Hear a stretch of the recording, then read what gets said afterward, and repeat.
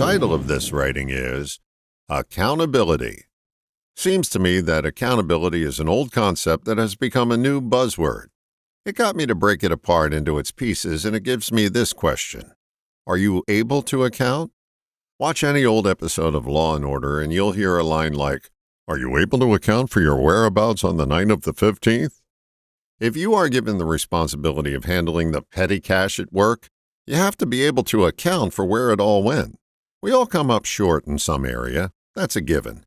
What makes that shortfall longer than it needs to be is lack of accountability.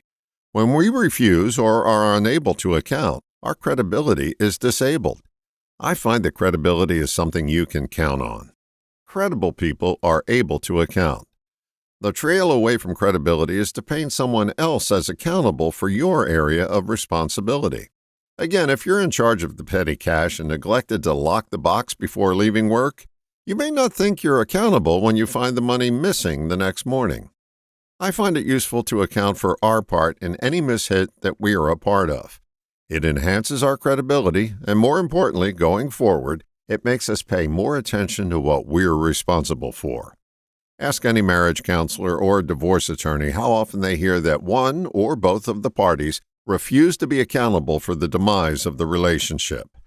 If you want a credible solution, you have to account for your part of the problem. If you're not able to account, you're most likely not a person that people think they can count on. Your credibility goes out the window when you assign the blame out there. It's an unmistakable sign of immaturity when you're unable to account. I'll leave this where it all began, with a reflective question. Are you able to account? All the best, John.